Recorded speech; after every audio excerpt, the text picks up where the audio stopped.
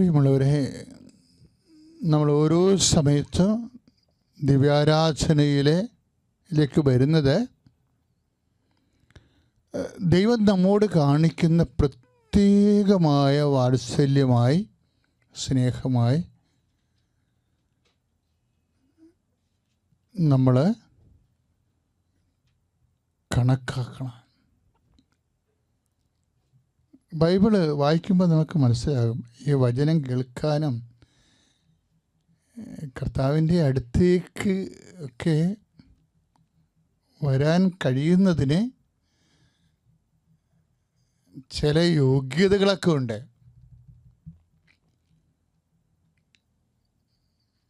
എല്ലാവർക്കും ഒന്നും കർത്താവിൻ്റെ വചനങ്ങൾ കേൾക്കാൻ വേണ്ടി ഈശോൻ്റെ അടുത്ത് വരാൻ അവരുടെ സ്വാഭാവികമായ കാരണങ്ങളാ പറ്റണില്ല. കാരണം എന്താണ്? മർക്കോസ് 3:17 വായിക്കുമ്പോൾ നമുക്കറിയാം ആരാണ് കർത്താവിൻ്റെ അടുത്ത് വരുന്നതെന്ന്.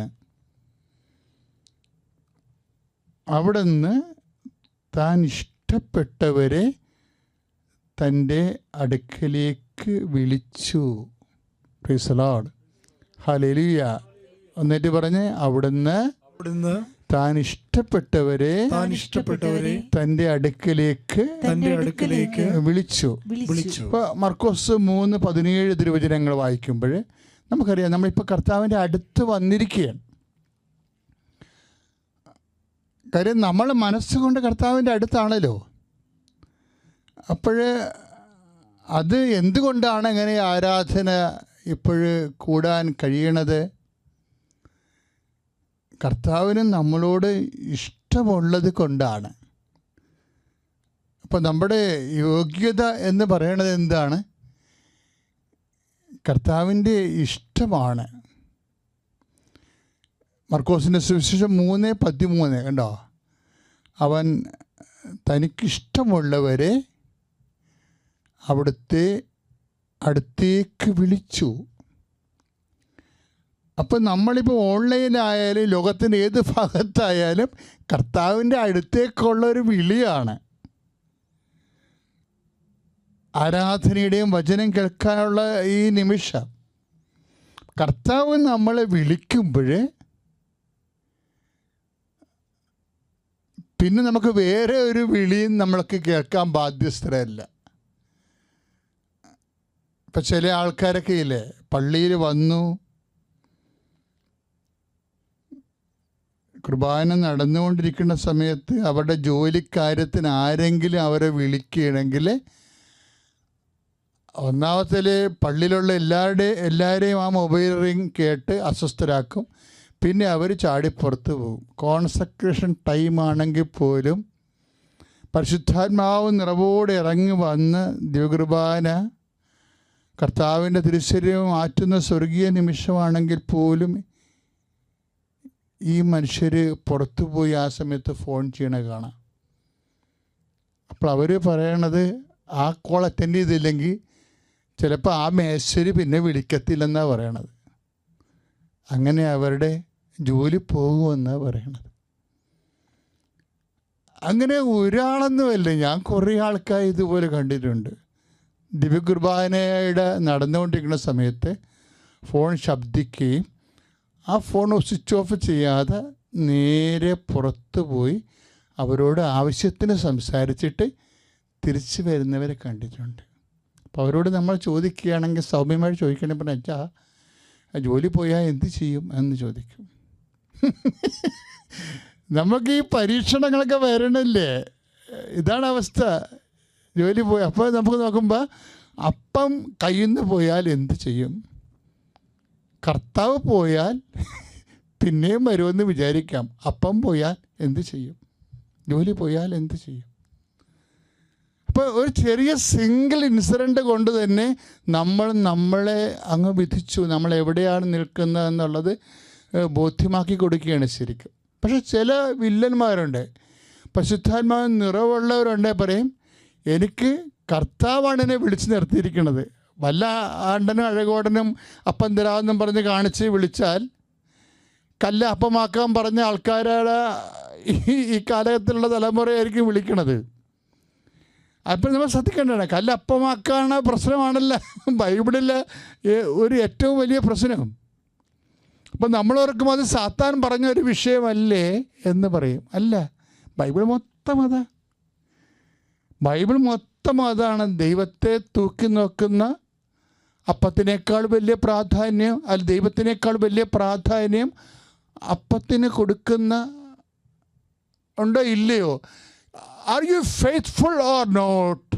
നീ ഒരു വിശ്വാസിയാണോ അവിശ്വാസിയാണോ എന്ന് ചോദിച്ചാൽ അതിൻ്റെ ആന്തരികമായ അർത്ഥത്തിൽ അപ്പത്തിനാണോ നീ കൂടെ പ്രാധാന്യം കൊടുക്കുന്നത്, ദൈവത്തിനാണോ? അപ്പവും ദൈവവും ഒരുമിച്ച് വന്നാൽ നീ ഏതിന് പ്രാധാന്യം കൊടുക്കും? അതനുസരിച്ചാണ് നമ്മൾ വിശ്വാസിയായിരിക്കുന്നത്. ശ്രുതികട ഹല്ലേലൂയ, യേശുവേ സ്തോത്രം, ഹല്ലേലൂയ ഹല്ലേലൂയ ഹല്ലേലൂയ, നന്ദി, ഹല്ലേലൂയ ഹല്ലേലൂയ ഹല്ലേലൂയ, യേശുവേ സ്തുതി, hallelujah hallelujah hallelujah hallelujah hallelujah, യേശുവേ നന്ദി, ഹല്ലേലൂയ ഹല്ലേലൂയ ഹല്ലേലൂയ.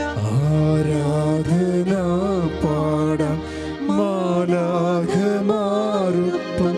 ജീവന്റെ തിരുഭോജ്യമേ. ആരാധന പാടാം മാലാഖമാരൊപ്പം ജീവന്റെ തിരുഭോജ്യമേ. പരിശുദ്ധ പരമദിവ്യകാരുണ്യത്തിന് നേരവും ആരാധനയും സ്തുതിയും പുകഴ്ചയും ഉണ്ടായിരിക്കട്ടെ. ചില സമയത്ത് ദൈവത്തിന് എന്ത് സംഭവിച്ചു എന്നുള്ളത് അറിയാത്ത ഒരു കാലം നമ്മുടെ ജീവിതത്തിൽ വരും. ദൈവത്തിന് എന്ത് സംഭവിച്ചു? ദൈവത്തിൻ്റെ കൂടെ നിന്ന് വന്ന് നമ്മൾ വിചാരിച്ചിരുന്ന ആൾക്കാർക്ക് എന്നാ സംഭവിച്ചു? ഭർത്താക്കന്മാർക്കും സംഭവിച്ചു, അച്ഛന്മാർക്കും സംഭവിച്ചു, അങ്ങനെയൊക്കെ ചിന്തിക്കത്തില്ല ആൾക്കാർ. അപ്പം എന്ത് സംഭവിച്ചു എന്നുള്ളത്, ദൈവത്തിന് എന്ത് സംഭവിച്ചു, ആത്മീയതയ്ക്ക് എന്ത് സംഭവിച്ചു എന്നുള്ളത് അപ്പത്തിലേക്കുള്ള നമ്മുടെ ചായ്വിൻ്റെ ബഹിസ്ഫുരണമായിട്ട് വരുന്ന ഒരു ചോദ്യമാണ്. അതിപ്പോൾ ചോദിക്കാൻ തുടങ്ങിയതല്ലേ. ഇതെല്ലാം പഴയ പ്രശ്നങ്ങൾ തന്നെയാണ് ശരിക്കും. ഇപ്പം നമ്മൾ ഈജിപ്തിൽ നിന്ന് കൂട്ടിക്കൊണ്ടുവന്ന മോശയ്ക്ക് എന്ത് സംഭവിച്ചു എന്നല്ല ജനം ചോദിച്ചത്, അഹറോനോട് ചോദിച്ചത്. പുറപ്പാട് 32:1 നമ്മളെ ഈജിപ്തിൽ നിന്ന് കൂട്ടിക്കൊണ്ട് വന്ന മോശയ്ക്ക് എന്ത് സംഭവിച്ചു? അപ്പം എന്ത് സംഭവിച്ചു എന്ന് ഒന്നും സംഭവിക്കാത്തപ്പോഴും എന്തോ സംഭവിച്ചു എന്ന് വരത്തി തീർക്കാൻ ശ്രമിക്കുന്ന ഒരു സമൂഹം എന്ന് ഇവിടെ ഉണ്ടായിരുന്നു. ശ്രദ്ധിക്കട്ടെ. ഹല്ലേലൂയ, യേശുവേ സ്തോത്രം, hallelujah hallelujah hallelujah hallelujah hallelujah hallelujah hallelujah, യേശുവേ ആരാധന, ഹല്ലേലൂയ ആരാധന പാടാം മാലാഖമാരൊപ്പം ജീവന്റെ തിരുഭോജ്യമേ. ആരാധന പാടാം മാലാഖമാരൊപ്പം ജീവന്റെ തിരുഭോജ്യമേ. പരിശുദ്ധ പരമദിവ്യകാരുണ്യത്തിന് നേരവും ആരാധനയും സ്തുതിയും പുകഴ്ചയും ഉണ്ടായിരിക്കട്ടെ. നമ്മൾ എന്തിനാ കർത്താവിൻ്റെ വചനം ധ്യാനിക്കണത്, വായിക്കണത്? കഴിഞ്ഞ തലമുറയിലുള്ളവർ ദൈവത്തെ എങ്ങനെ അഭിമുഖീകരിച്ചു, ഇങ്ങനെ വ്യത്യസ്തമായ കാലാവസ്ഥകളിൽ അവരെങ്ങനെ അതിനെ സമീപിച്ചു, എന്ത് നിലപാടെടുത്തു. ഇപ്പം എന്താ ചോദ്യം? എന്താ? മോസസ് കുറച്ച് കാലത്തേക്ക് പ്രാർത്ഥനയിലേക്ക് ദൈവം അവനെ വിളിച്ചു. അപ്പോൾ അവൻ്റെ ആബ്സൻസ് അവിടെ വന്നു. ആബ്സൻസ് വരുമ്പോൾ കുറേ ആൾക്കാർ ചോദ്യങ്ങൾ ഉയർത്തുകയാണ്. എന്താണ്? മോശയ്ക്ക് എന്ത് സംഭവിച്ചു? അതാണ് 32 പുറപ്പാട് 32:1. നമ്മളെ ഈജിപ്തിൽ നിന്ന് കൂട്ടിക്കൊണ്ടുവന്ന മോശയ്ക്ക് എന്ത് സംഭവിച്ചു? വികാരിച്ചന് എന്ത് സംഭവിച്ചു? ബിഷപ്പിന് എന്ത് സംഭവിച്ചു? കന്യാസ്ത്രീക്ക് എന്ത് സംഭവിച്ചു? സഭയ്ക്ക് എന്ത് സംഭവിച്ചു? ഇങ്ങനെ ചോദ്യങ്ങൾ ഉയർത്തുന്ന കാലം എന്താണ്? കാളക്കുട്ടിയെ ആരാധിക്കാൻ ആഗ്രഹിക്കുന്നവരാണ് ചോദ്യങ്ങൾ ഉയർത്തുന്നത്. അതെപ്പോഴും നമ്മൾ ഓർക്കണം. ഈ രഹസ്യ അജണ്ടകളെല്ലാം സത്യദൈവത്തിൽ നിന്ന് ജനത്തെ പിന്തിരിപ്പിച്ചുകൊണ്ട് കാളക്കുട്ടിയെ ആരാധിക്കാൻ തീരുമാനിച്ചിട്ടുള്ളവരെ അപ്പം കൊണ്ട് മാത്രമാണ് ജീവിക്കണമെന്ന് ചിന്തിക്കുന്നവരെ എപ്പോഴും ചോദ്യങ്ങൾ ഉയർത്തിക്കൊണ്ടിരിക്കും. ശ്രുതികട ഹല്ലേലൂയ, യേശുവേ സ്തോത്രം, hallelujah hallelujah hallelujah hallelujah hallelujah hallelujah യേശുവേ നന്ദി, ഹല്ലേലൂയ ഹല്ലേലൂയ ഹല്ലേലൂയ യേശുവേ നന്ദി, യേശുവേ സ്തുതി, യേശുവേ ആരാധന. ദിവ്യമാം സ്നേഹമേ, ഓ ദിവ്യകാരുണ്യമേ, ഓ ദിവ്യമാം സ്നേഹമേ, ഓ ദിവ്യകാരുണ്യമേ, തിരുവത്താഴമേശയിലെ സമ്മാനമേ, തിരുവത്താഴമേശയിലെ സമ്മാനമേ, ഓ ദിവ്യമാം സ്നേഹമേ, ഓ ദിവ്യകാരുണ്യമേ. ദേവമാതാവിനും തിരുക്കുമാരനും ഒരായിരം നന്ദി. എൻ്റെ പേര് നെവിൻ ജോസഫ്. ഞാൻ ചേർത്തല മുടത്തുപറമ്പ് സെൻറ് ആൻഡ്രീസ് ചർച്ച് ഇടവാംഗമാണ്. ഞാൻ ഉടമ്പടി എടുത്തത് ജനുവരി 2025 20-ാം തീയതിയാണ്.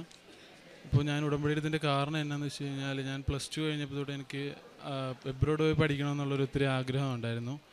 അപ്പോൾ അതിൻ്റെ പ്രോസസ്സിങ് സ്റ്റാർട്ട് ചെയ്യാനായിട്ടും തുടങ്ങിയിട്ടൊന്നും റെഡിയാവുന്നില്ലായിരുന്നു. അപ്പോൾ ഇതിൻ്റെ ഉടമ്പടി എടുത്തു. ഞാൻ +2 എക്സാം കഴിഞ്ഞപ്പോൾ ഇവിടെ വന്ന് ജോസഫച്ചനെ കണ്ടായിരുന്നു. ജോസഫച്ചനെ കണ്ടു, ബ്ലെസ്സിങ് എല്ലാം മേടിച്ച് കഴിഞ്ഞപ്പോൾ ഞാനിവിടെ വെച്ച് മാതാവിൻ്റെ അടുക്കൽ പറഞ്ഞിട്ടായിരുന്നു പോയത്. ഉടമ്പടി എടുക്കും, 18 വയസ്സായി കഴിയുമ്പോൾ എന്തായാലും ഉടമ്പടി എടുക്കും എന്ന് ഞാൻ പറഞ്ഞിരുന്നു. അപ്പോൾ 18 വയസ്സ് കഴിഞ്ഞിട്ട് ഞാൻ അതിൻ്റെ ഉടമ്പടി എടുക്കുന്നതും അതൊന്നും ഇപ്പോൾ ഉടമ്പടി എടുത്തിട്ടും വലിയ ഇതിങ്ങനെയൊന്നും കാര്യമില്ല എന്നുള്ള ഓർത്ത് ഞാൻ അങ്ങനെ എടുത്തില്ല. അത് വലിയ കാര്യമാക്കാണ്ട് ഞാൻ മുന്നോട്ട് പോയി. പക്ഷേ ഞാൻ അത് ഈ എബ്രോഡ് പോകുന്നതിൻ്റെ കാര്യത്തിലായിട്ട് ഞാൻ പ്രോസസ്സിങ് സ്റ്റാർട്ട് ചെയ്തു. പ്രോസസ്സിങ് സ്റ്റാർട്ട് ചെയ്യാനായിട്ട് ഞാൻ ഫസ്റ്റ് ഓഫ് ഓൾ ഞാൻ ബാങ്കിൽ ലോണിൻ്റെ കാര്യങ്ങളെല്ലാം തുടങ്ങിയപ്പോൾ അവർ ഫസ്റ്റിൽ അവർ പറഞ്ഞില്ല ഓക്കെ ആണ്, പേപ്പേഴ്സ് എല്ലാം നീക്കോളൂ എന്ന് പറഞ്ഞു.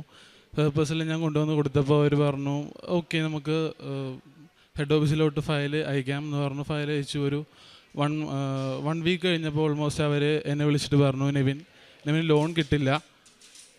എന്തെന്ന് വെച്ച് കഴിഞ്ഞാൽ ഈ കൺട്രി അപ്രൂവ് ആവില്ല, നമുക്ക് ബാങ്ക് അപ്രൂവ് ആവില്ല എന്ന് പറഞ്ഞു. അപ്രൂവ് ആവില്ല എന്ന് പറഞ്ഞപ്പോൾ ഞാൻ ഭയങ്കരമായിട്ട് ഡൗൺ ആയിപ്പോൾ. നമുക്ക് ലാസ്റ്റ് ഒരു ഹോപ്പായിരുന്നു ലോൺ ത്രൂ നമുക്ക് പോവാം എന്നുള്ള രീതിയിൽ.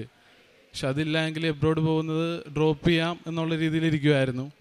അപ്പോൾ അതായിരുന്നു ഒരു ലാസ്റ്റ് ഹോപ്പ്. ഞാനാണെങ്കിൽ വീട്ടിൽ വന്നിട്ട് കരഞ്ഞ് മുട്ടുകുത്തിന്ന് പ്രാർത്ഥിക്കുമായിരുന്നു, കൊന്തയിൽ പ്രാർത്ഥിക്കുമായിരുന്നു. അപ്പോൾ അന്ന് ഞങ്ങൾ വീട്ടിൽ രാത്രി പ്രാർത്ഥന ചൊല്ലി കഴിഞ്ഞപ്പോൾ ഉടനെ ബാങ്കിൽ മാനേജർ എന്നെ ഇങ്ങോട്ട് വിളിച്ചിട്ട് പറഞ്ഞു, നെവിൻ നമുക്ക് ഇവിടുന്ന് എന്തായാലും ലോൺ കിട്ടില്ല, വേറൊരു ആളുടെ കസിൻ വേറൊരു ബാങ്കിലുണ്ട്, അപ്പോൾ ആൾ റെഫർ ചെയ്യാം, അപ്പോൾ അവിടുന്ന് മേ ബി ഒന്ന് ചെന്ന് എൻക്വയറി ചെയ്ത് നോക്കുമെന്ന് പറഞ്ഞു അതിനിടയ്ക്കൽ. അപ്പോൾ ഞാൻ ചെന്ന് ചോദിച്ചപ്പോൾ അവർ കറൻ്റ് ഫസ്റ്റ് ഓഫ് ഓൾ എനിക്ക് അവിടെ അക്കൗണ്ട് പോലും ഇല്ലായിരുന്നു ആ ബാങ്കിൽ. അപ്പോൾ ഞാൻ ഉടമ്പടി എടുത്തു കഴിഞ്ഞു. പ്രാർത്ഥനകളെല്ലാം കറക്റ്റായിട്ട് ചെല്ലുമായിരുന്നു. രാവിലെ ഡെയിലി ബ്രെഡ് ആണെങ്കിലും കാര്യങ്ങളെല്ലാം. അത് കഴിഞ്ഞിട്ട് ഞാൻ ഇതേപോലെ അവിടെ ബാങ്കിൽ ചെന്നു. എനിക്ക് അക്കൗണ്ട് ഇല്ലായിരുന്നു. അക്കൗണ്ട് ചെന്നപ്പോഴേക്കും ഒരു മാനേജർ പറഞ്ഞു നമുക്ക് നോക്കാം, ഉറപ്പ് പറയുന്നില്ല, നോക്കാമെന്ന് പറഞ്ഞു. നോക്കി അവർ അപ്പോൾ തന്നെ മാനേജർ പപ്പായായിട്ട് ഉടനെ തന്നെ വീട്ടിൽ പ്രോപ്പർട്ടി എല്ലാം വന്ന് കണ്ടു. അപ്പോൾ മാനേജർ പറഞ്ഞു ഓക്കെ നമുക്ക് ലോൺ വെക്കാം, പ്രോസസ്സിങ് സ്റ്റാർട്ട് ചെയ്യാം, ഇവിടെ കൺട്രി അപ്രൂവ്ഡ് ആണ്, ഈ കൺട്രിയിൽ കൊടുക്കുമെന്ന് പറഞ്ഞു. അപ്പോൾ ഞാൻ അത് കഴിഞ്ഞിട്ട് ഓൾമോസ്റ്റ് നേരത്തെ ബാങ്കിൽ ഇതെല്ലാം പേപ്പേഴ്സ് എല്ലാം കൊടുത്തത് കാരണം വലിയ ഡിലേ ഒന്നും ഇല്ലായിരുന്നു പേപ്പേഴ്സിൻ്റെ കാര്യങ്ങളെല്ലാം. അപ്പോൾ തന്നെ 2 ദിവസത്തിനുള്ളിൽ തന്നെ ഞാൻ പേപ്പേഴ്സ് ഫുൾ ഡോക്യുമെൻറ്റ്സ് എല്ലാം അവിടെ സബ്മിറ്റ് ചെയ്ത് കഴിഞ്ഞ് ഒരു കറക്റ്റ് പറയുകയാണെങ്കിൽ ഒരു 1 വീക്ക് എടുത്തില്ല. അതിന് മുന്നേ തന്നെ ഞാനിവിടെ നാട്ടിലില്ലായിരുന്നു ആ ടൈമിൽ, ഞാൻ ബാംഗ്ലൂരായിരുന്നു.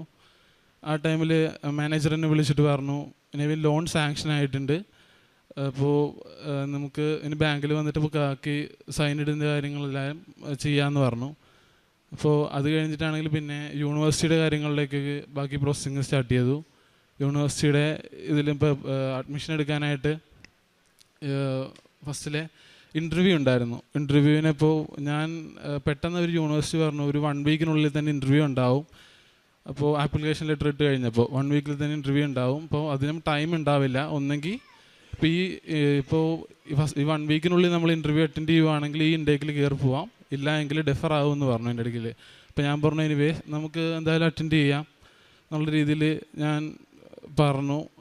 ഓക്കെ അക്സെപ്റ്റ് ചെയ്തു. എന്നിട്ട് എനിക്ക് ഇൻ്റർവ്യൂ ഇത് അയച്ചു കഴിഞ്ഞ് മൂന്നാമത്തെ ദിവസം എനിക്ക് ഇൻ്റർവ്യൂ ആയിരുന്നു. അപ്പോൾ എനിക്ക് എന്ത് പറയണമെന്ന് പോലും ഒന്നും അറിയില്ല. ഏജൻസി ഓൾമോസ്റ്റ് കുറച്ച് കാര്യങ്ങളൊക്കെ അവർ പറഞ്ഞു തന്നു. എന്നാലും എനിക്ക് അധികം പ്രിപ്പയർ ചെയ്യാനായിട്ടുള്ള സമയം കിട്ടിയില്ല എനിക്ക്. അപ്പോൾ ഞാൻ എന്തായാലും മാതാവിൻ്റെ ഇൻ്റർവ്യൂവിന് ഇരുന്നപ്പോൾ ഞാൻ കാശ് രൂപവും എല്ലാം കൊന്തയെല്ലാം കയ്യിൽ പിടിച്ചിട്ടായിരുന്നു ഞാൻ ഇൻ്റർവ്യൂ അറ്റൻഡ് ചെയ്തിരുന്നത്. അപ്പോൾ ലാപ്പിൽ ഫ്രണ്ടിലിരുന്നപ്പോഴാണെങ്കിലും ഞാൻ ഉടമ്പടിത്തൈലം നെറ്റിയിൽ കുരിശ് വരച്ച് വിശ്വാസ പ്രമാണിച്ച് കണ്ടിന്യൂസ് ഇങ്ങനെ ചൊല്ലിക്കൊണ്ടിരിക്കുമായിരുന്നു. അപ്പോൾ ഇൻ്റർവ്യൂ സ്റ്റാർട്ട് ചെയ്തു. എൻ്റെ ഇടയ്ക്ക് ആകെ ചോദിച്ചത് 3 ക്വസ്റ്റ്യൻസാണ് എൻ്റെ ഇടയ്ക്ക് ചോദിച്ചത്. എന്നാലും എനിക്ക് വലിയ ഉറപ്പില്ലായിരുന്നു, കിട്ടുമോ ഇല്ലയോ എന്നുള്ളൊരു ഉറപ്പില്ലായിരുന്നു. അത് മാതാവിൻ്റെ ഒരു അനുഗ്രഹം കൊണ്ട് എനിക്ക് ഒരു 2 ദിവസം എടുത്തുള്ളൂ. 3-ാമത്തെ ദിവസം എനിക്ക് യൂണിവേഴ്സിറ്റിയിൽ നിന്ന് അഡ്മിഷൻ ലഭിച്ചു എന്ന് പറഞ്ഞ് എനിക്ക് മെയിൽ വന്നു.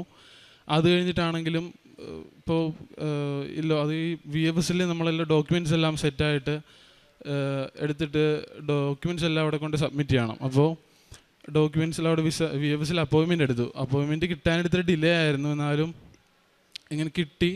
ഒരു 3 months ആഫ്റ്റർ ആയിരുന്നു എനിക്ക് കിട്ടിയത് ഇവിടെ യൂണിവേഴ്സിറ്റിയിൽ അഡ്മിഷൻ കിട്ടി കഴിഞ്ഞിട്ട്.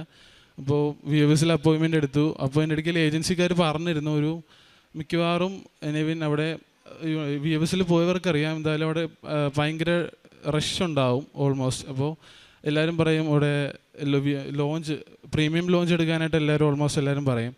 അപ്പോൾ എൻ്റെ ഇടയ്ക്ക് ഏജൻസി അതേപോലെ പറഞ്ഞു പ്രീമിയം ലോഞ്ച് എടുക്കണം, ഇല്ല എങ്കിൽ അതാകുമ്പോൾ ഇത്തിരി പ്രയോറിറ്റി ഉണ്ടാവും എന്ന് പറഞ്ഞു. അപ്പോൾ ഞാൻ ഓർത്ത് അതിന് എത്ര രൂപ എന്ന് ഞാൻ ചോദിച്ചപ്പോൾ എൻ്റെ ഇടയ്ക്ക് പറഞ്ഞു ഒരു ഓൾമോസ്റ്റ് 12,000 രൂപ അതിൽ നിന്നാവും. അപ്പോൾ അങ്ങനെ അത് ചെയ്യണമെന്ന് പറഞ്ഞു. അപ്പോൾ എൻ്റെ കയ്യിൽ അത്രയും പൈസ എൻ്റെ ഈ കാർഡിലില്ലായിരുന്നു ആ ടൈമിൽ. അപ്പോൾ ഞാൻ VFSൽ ചെന്നു. VFSൽ ചെല്ലുന്നതിന് മുമ്പായിട്ട് തന്നെയാണെങ്കിലും അവിടെ വിശ്വാസപ്രമാണം ചൊല്ലി പ്രാർത്ഥിച്ചു. ഞാൻ ഒറ്റയ്ക്കായിരുന്നു പോയത്, ആരുമില്ലായിരുന്നു. അപ്പോൾ എനിക്കാണെങ്കിൽ റിട്ടേൺ ഫ്ലൈറ്റും 4:20 എനിക്ക് റിട്ടേൺ ഫ്ലൈറ്റ് ഉണ്ടായിരുന്നത്. അപ്പോൾ ഏജൻസിക്കാർ വിളിച്ചിട്ട് പറഞ്ഞു ഇപ്പോൾ നേരത്തെ എന്തായാലും അത് എടുത്തേ പറ്റുള്ളൂ, ഇല്ലെങ്കിൽ നിൻ്റെ ഫ്ലൈറ്റ് മിസ്സാവുന്നതിൻ്റെ ഇടയ്ക്കൽ ഏജൻസിക്കാർ പറഞ്ഞു. അപ്പോൾ ഞാൻ എന്തായാലും ഓർത്ത് നോക്കി എന്തായാലും എടുക്കാം, വേറെ നിവർത്തിയില്ലാത്തതുകൊണ്ട് ഞാൻ എടുക്കാമെന്നുള്ള ഓർത്തിരുന്നു. അപ്പോൾ അവിടെ VFSലോട്ട് കയറുന്നതിന് മുമ്പായിട്ട് തന്നെ ഞാൻ മാതാവിൻ്റെ ഉപ്പും അവിടെ ഇട്ട് ഞാൻ പ്രാർത്ഥിച്ചു. കയറുന്നതിന് മുമ്പായിട്ട് അവിടെ നിന്ന് ഞാൻ പ്രാർത്ഥിച്ചു, വിശ്വാസ പ്രമാണിച്ചിൽ പ്രാർത്ഥിച്ചിട്ടാണ് ഞാൻ അങ്ങോട്ട് കയറിയത്. അത് മാതാവിൻ്റെ ഒത്തിരി അനുഗ്രഹം. അതെങ്ങനെ എനിക്ക് പറയണമെന്ന് എനിക്കറിയില്ല. അവിടെ ചെന്നപ്പോഴാണെങ്കിലും അവിടെ വേറെ ആരുമില്ല ആ ക്യൂവിൽ, എനിക്ക് വേണ്ടി മാത്രം. മീൻസ് അവിടെ ചെന്നപ്പോൾ എൻ്റെ ആ ക്യൂവിലോട്ട് കയറിക്കോ ഒന്ന് വേറെ ആരും ഇല്ല എന്ന് പറഞ്ഞു എൻ്റെ ഇടയ്ക്കൽ. ഞാൻ ചെന്നപ്പോഴാണെങ്കിലും തൊട്ടപ്പുറത്തെ സൈഡിൽ വേറൊരു ആൾ ഇതേപോലെ ഇൻ്റർവ്യൂ ചെയ്തുകൊണ്ടിരിക്കുമായിരുന്നു, ഡോക്യുമെൻറ്റ്സ് എല്ലാം കൊടുത്തുകൊണ്ടിരിക്കും. ആളുടെ നിന്ന് എല്ലാ ഡോക്യുമെൻറ്റ്സും മേടിച്ചു. എൻ്റെ കയ്യിലാണെങ്കിൽ കറൻ്റ്ലി അവിടെ സ്റ്റേ ചെയ്യുന്നതിൻ്റെ ഉള്ളൊരു ഡോക്യുമെൻറ്റ്സ് ഇല്ലായിരുന്നു. അത് ഞാൻ കോപ്പി എടുക്കാനായിട്ട് വിട്ടുപോയി. പക്ഷേ മെയിലുണ്ട്, പക്ഷെ മെയിൽ കാണിക്കാൻ പറ്റില്ല ആയിരുന്നു. അപ്പോൾ കയ്യിലായിരുന്നു ഉണ്ടായിരുന്നത്. അപ്പോൾ അത് എനിക്കൊരു ഉറപ്പില്ലായിരുന്നു. പക്ഷേ അത് ഫിക്സഡ് ആയിട്ടുള്ളൊരു സ്റ്റേ ആവില്ലായിരുന്നു. ജസ്റ്റ് യൂണിവേഴ്സിറ്റി ഡോർമെറ്ററി പ്രൊവൈഡ് ചെയ്യുന്നുണ്ട് എന്നുള്ളൊരു ജസ്റ്റ് മാത്രമായിരുന്നു ഉണ്ടായിരുന്നത്, അവർ മെയിൽ അയച്ചിരുന്നത്.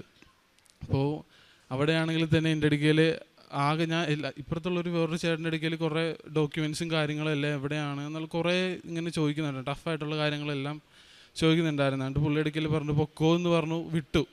അപ്പം ഞാൻ ഭയങ്കരമായിട്ട് പാനിക്കായി.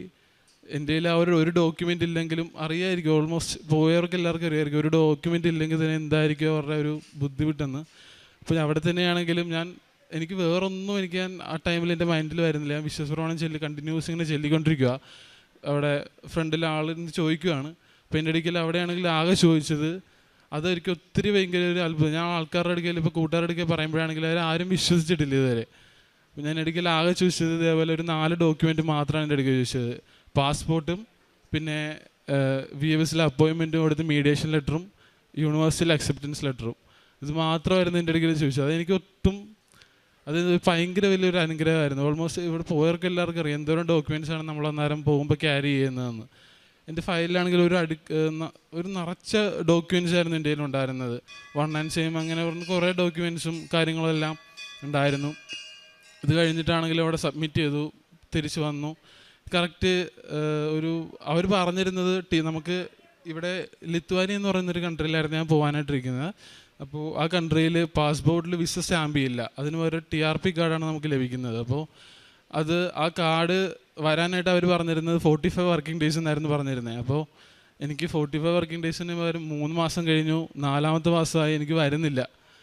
അപ്പോൾ ഞാൻ ഏജൻസിയിലേക്ക് സ്ഥിരം ഇങ്ങനെ വിളിക്കും, ചോദിക്കുമായിരുന്നു എന്തായി, എന്തെങ്കിലും അപ്ഡേറ്റ്സ് ഉണ്ടോ എന്നുള്ള കാര്യങ്ങൾ ചോദിക്കുമായിരുന്നു. പക്ഷേ ഏജൻസി പറയുന്നത് നമുക്കൊന്നും ചെയ്യാനില്ല, അവിടെ മൈഗ്രേഷൻ ഡിപ്പാർട്ട്മെൻറ്റിന് മാത്രമേ നമുക്ക് എന്തെങ്കിലും മെയിൽ വന്നെങ്കിൽ മാത്രമേ നമുക്ക് VFSൽ ചെന്ന് എന്തെങ്കിലും ഡോക്യുമെൻറ്റ് കളക്ട് ചെയ്യാൻ പറ്റുള്ളൂ എന്ന് ഇടയ്ക്കിൽ പറഞ്ഞു.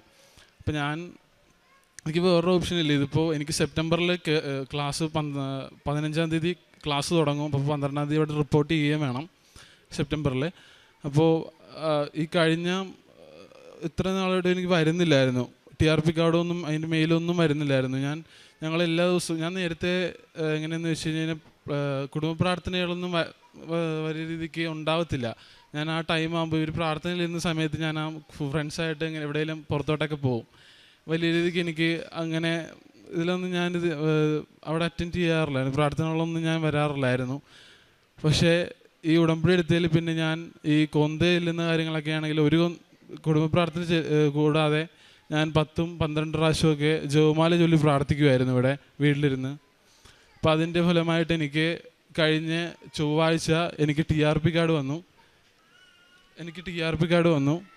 ഇതാണ്ട് കാർഡ്. ഇപ്പോൾ എനിക്ക് 15-ാം തീയതി ക്ലാസ് തുടങ്ങും. അപ്പോൾ എൻ്റെ 12-ാം തീയതി എനിക്ക് അവിടെ കയറിയാൽ മതിയാവും, എൻട്രി ഉണ്ട്. അപ്പോൾ അതും തൊട്ട് എൻട്രി തുടങ്ങും. പിന്നെ എനിക്ക് ഇതിനോട് ബന്ധപ്പെട്ട് തന്നെ കുറേ ഡിഫിക്കൽട്ടീസൊക്കെ ഉണ്ടായിട്ടുണ്ടായിരുന്നു. ഈ VFSൽ കാര്യങ്ങളാണെങ്കിലും ഈ TRP കാർഡ് കിട്ടാനായിട്ടാണെങ്കിലും ഭയങ്കര പാടായിരുന്നു.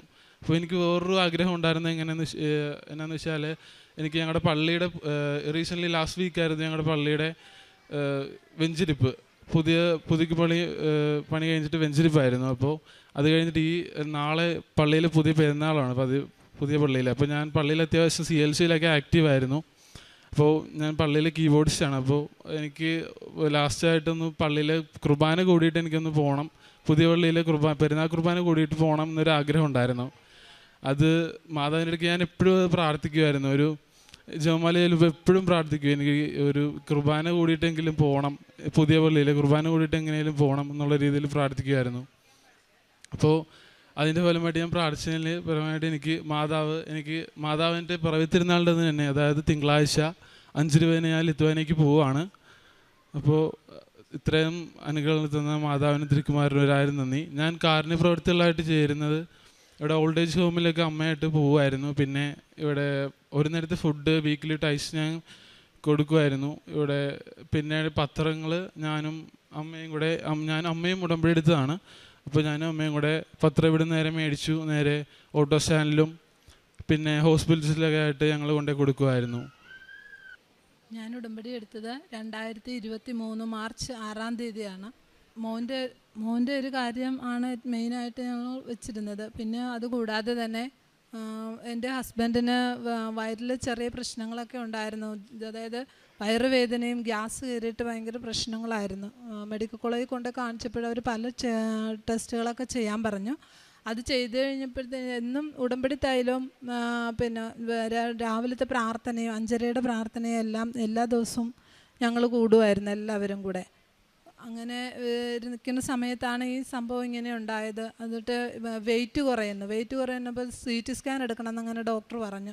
എന്നാലും ഞാൻ പറഞ്ഞു എന്തായാലും എടുക്ക്, ഒരു കുഴപ്പവും ഉണ്ടാകത്തില്ല, മാതാവിൻ്റെ ഉപ്പും വെഞ്ചരിച്ച വസ്തുക്കൾ ഉപയോഗിക്കുന്നതുകൊണ്ട് എന്താണേലും ഒരു കുഴപ്പവും ഉണ്ടാകത്തില്ല, പോയി ടെസ്റ്റ് ചെയ്തിട്ട് ഡോക്ടറെ ഒന്ന് കൊണ്ട് കാണിക്കുമെന്ന് പറയും.